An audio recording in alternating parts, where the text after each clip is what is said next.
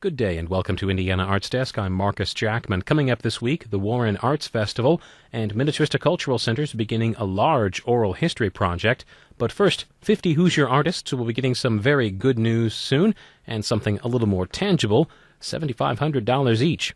Dave Lawrence is the Director of Grant Services and Program Development for the Arts Council of Indianapolis. That council is ready to announce its third round of Creative Renewal Arts Fellowships.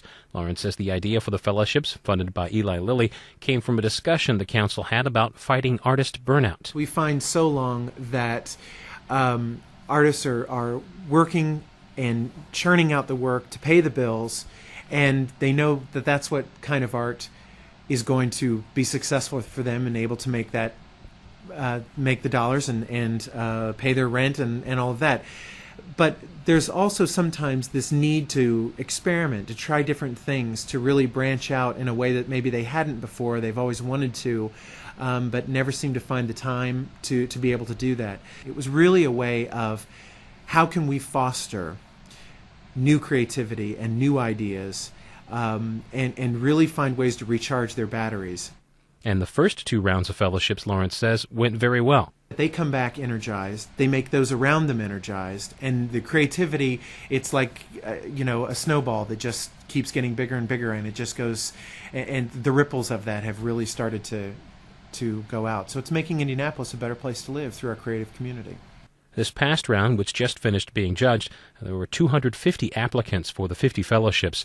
Lawrence says for something as abstract as creative renewal, the panel of judges from all over the country who choose the fellows need some concrete descriptors. How is it going to renew you personally, and how is it going to renew you professionally? And then another question is, how are you going to share this back with the community? So the adjudication process really looks at renewal in several different ways. How well have they communicated to the panelists that this really is going to make a difference? And those that were successful in the program made that case and were very clear in, this is the kind of stuff that I've done before. I had such a wonderful response from this. This is what I need. And that really speaks very clearly in the applications and comes shining through. But while each artist fellow must report back to the Arts Council on how the fellowship was used and discuss how the time or activity affected their work and the community, Lawrence says in the end, it's about the freedom to take risks.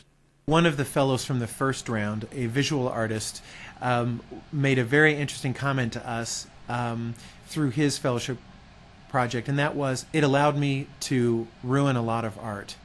And I think that our panelists take that into consideration, that this is a good opportunity for experimentation, for trying new things, for taking that creative leap that sometimes will have huge rewards, and sometimes maybe it'll force you to take a different direction. And that's okay. That's part of it. That's part of the creative process. The Arts Council of Indianapolis announces the 50 winners of the 2003 Creative Arts Renewal at the Indianapolis Arts Garden on Thursday, May 29th. The meeting starts at 5 p.m. The ceremony will follow. It is open to the public and will include many previous fellows as well.